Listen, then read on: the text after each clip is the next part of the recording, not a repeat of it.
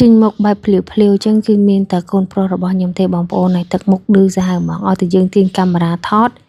គឺចេញមកដូចត្រង់ថា3ដៃរាប់មួយអីចឹងណាបងប្អូនហើយសម្រាប់ខ្ញុំនេះវិញគឺរៀបចំទៅញ៉ាំបាញ់ឆែវនៅក្បែរភូមិក្បែរផ្ទះហ្នឹងឯងគឺអត់មានទៅណាឆ្ងាយទេដោយសារតែថ្ងៃនេះអត់បានជួបជុំគ្នាទេហើយពូ IT គាត់ចង់ញ៉ាំចឹងត្រូវជូនគាត់ទៅហើយទៅតាមផ្លូវគឺអត់សូវមានមនុស្សអ៊ូអរហ្មងទេថ្ងៃបុណ្យអុំទូករៀងដូចថាឡានមួយអីដែរអញ្ចឹងណាដោយសារតែមុនអុំទូករៀងកកស្ទះដែរមនុស្សច្រើនទាំងគេទាំងយើងទៅស្រុកទៅអីមកពីស្រុកអីអញ្ចឹងទៅហើយខ្ញុំថតសកម្មភាពកូនប្រុសខ្ញុំនៅក្នុងឡាននិយាយពីថាអូយគេនេះដូចសប្បាយដល់ហើយបានទៅញ៉ាំអីជុំគ្នាអីចឹងខ្ញុំបិទមាត់ចិត្តទេម្នាក់ហើយ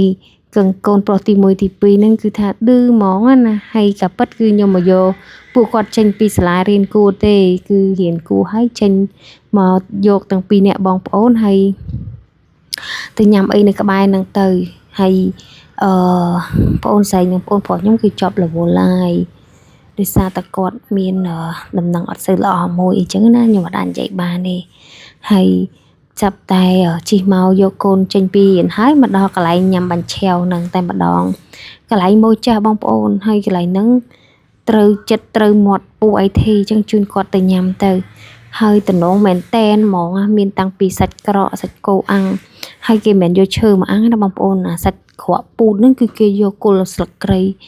យកមកអាំងតំណងមែនតែនហើយឥឡូវយើងអង្គុយចាំ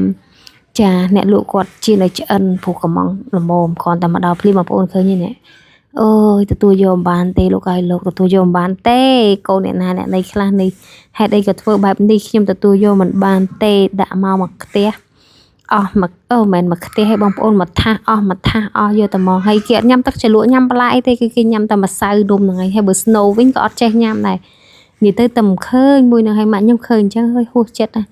យកដៃកងថ្ងាសគិតគូថាអើយមិនទេចៅអញ្ញាយមិនដឹងថាពីណាពីណីប្រអត់យ៉ាងណាយ៉ាងណីហើយមកដល់បាញ់ឆែវមកដល់ហើយសាច់ក្រកក៏មកដល់តាមក្រោយទៀតហើយខ្ញុំគឺជក់មែនតែនជាមួយនឹងជ្រក់ហើយនឹងអាសាច់ក្រកហ្នឹងឆ្ងាញ់យកហ្មងពីណាញ៉ាំបាញ់ឆែវអីញ៉ាំឲ្យកូនខ្ញុំគេអត់សូវចូលចិត្តសាច់ក្រកហើយគេទៅញ៉ាំសាច់បាញ់ឆែវវិញហើយខ្ញុំដែរវិញអត់ខ្វល់ដែរហើយពូ IT វិញដាក់បាញ់ឆែវផងសាច់គោអាំងផងនិយាយពីថាមាត់អត់តនេទេតែពីចប់រហូតចង់កូនធ្វើអីក៏ធ្វើទៅហើយម៉ាក់ខ្ញុំដែរឃើញចៅនឹងទ្រាំបាន